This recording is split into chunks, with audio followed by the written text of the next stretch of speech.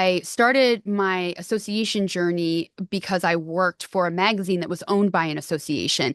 And I loved getting to know the industry. I liked going deep dive into the issues and really learning about the people and how they were putting food on the table. And I just got hooked on it. I then pursued an MBA. And once I had that business background, I started first leading the communication and marketing team, and then broadening out into membership and a little bit of government relations, and just really continue to kind of get higher and higher up, in the ladder or in the organizational structure to where I was overseeing folks. In the last 10 years, I served at VP and kind of second in command type roles, and then finally decided it was time to kind of venture out and see about this whole leadership thing. And I've really enjoyed the partnership of working with a board. I felt like I would be pretty good at that, and it turns out that I really have a wonderful partnership with an incredible board of directors.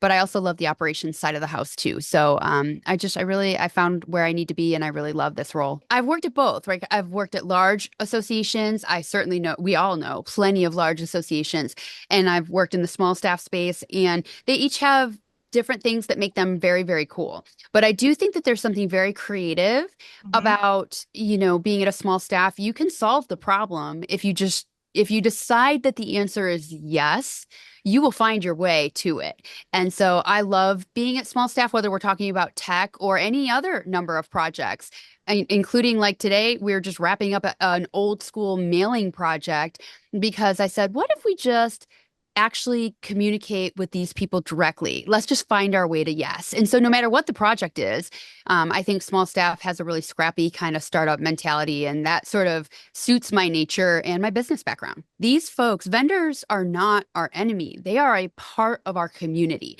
And I feel that way in our association space. I feel that way in Atlas's space. Vendors, let's reach out, shake hands, pull them into the table, not push them away or put them down a dark hallway.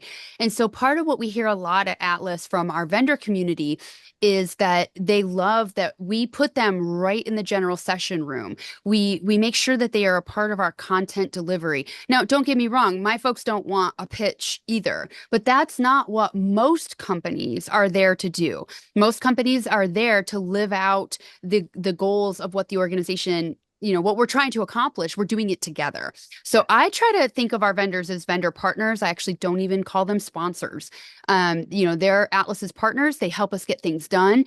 And generally at Atlas, like, we blow our vendor partner budget out of the water every year. And we don't have any tables left, and we get all of our stuff sponsored, and it's because we create these partnerships where we really like welcome them into the house rather than like putting them out in the backyard. The thing that I think about a lot when it comes to our roles as associations, I heard this, I believe, from Peggy Hoffman, is that really it's not that complicated. Our association duty is to create content and community. It's really not that hard. And so when Hmm. you think about content and community, if you put your vendors outside of the inner circle, you're really shortchanging both of those things. They can Hmm. help you with thought leadership, they can help you with content.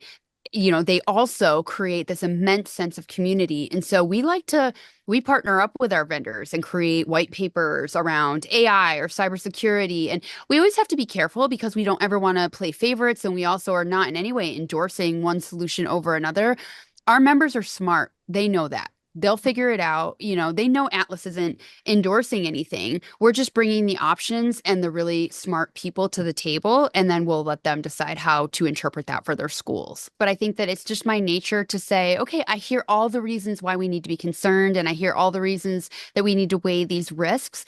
But just now that we've done that and we all feel better about that, could we spend 5 minutes pretending the answer is yes?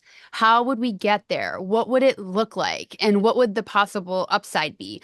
So, for example, when I came into my space, I was told that there's not a lot of love for certifications because in the independent school space, we very much value people who have doctorates in whatever, doctoral degrees and research, Hmm. masters at least. So there's this kind of value that's placed on degrees in our space in independent schools.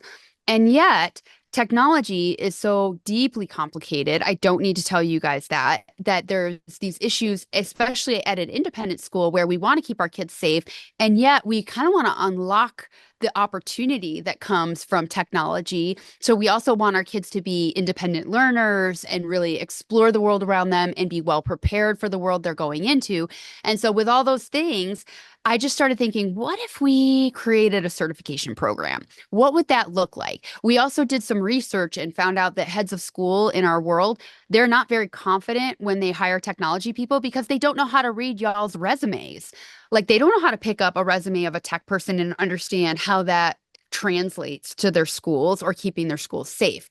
And so one of the things we did was say, okay, well, what would that look like? And what would the domains be that we would want to cover?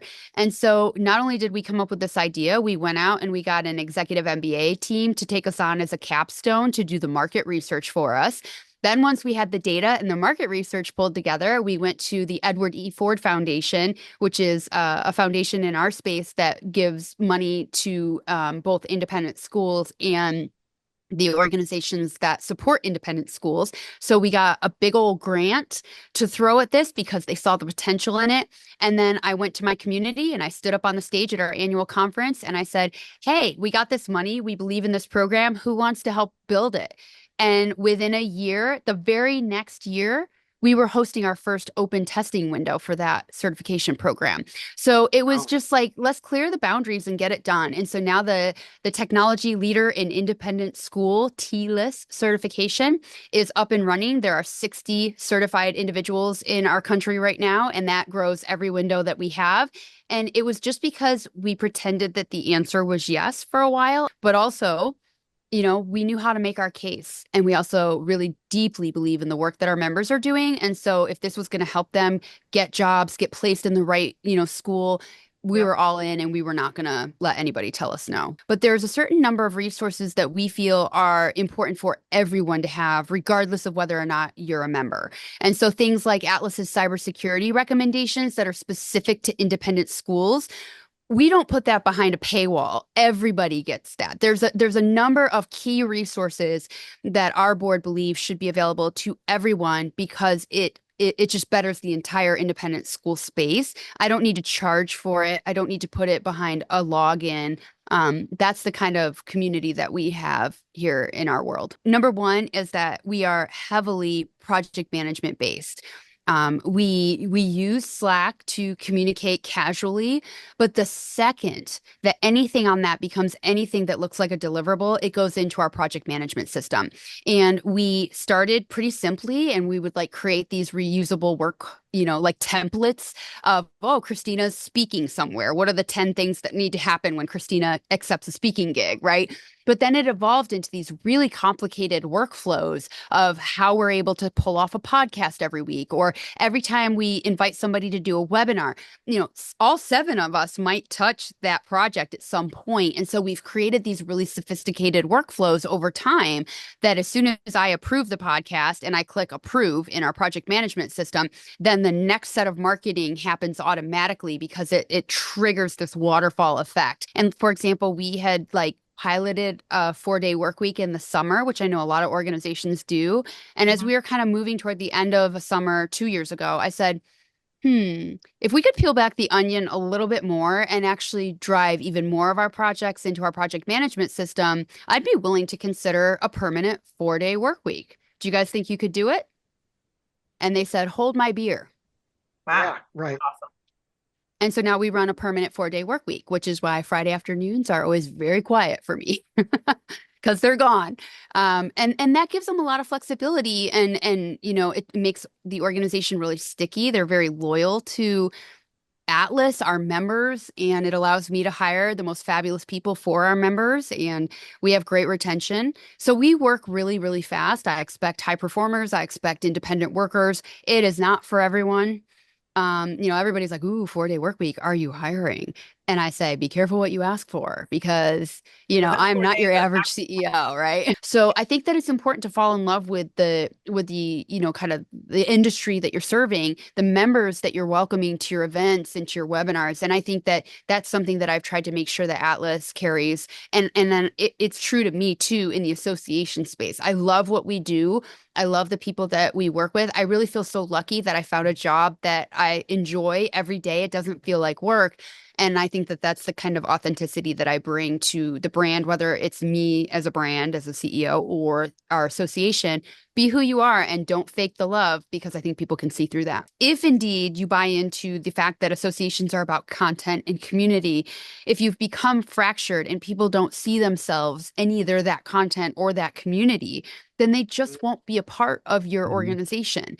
And so if they can't figure out whether they fit into the chapter at the state level or whether they're, seeing themselves in the international or national organization, then you're just going to have people who just go find it elsewhere, and it might not be another association. It might Yep. be that they find that content and community in any number of platforms, including a social media site or, a casual gathering where you get together with CEOs once a month or whatever it is. And so I think that we just need to be cognizant of the fact that, we're not just competing, of course, with associations. We're competing with any space where your members can find a home elsewhere. I'm ready.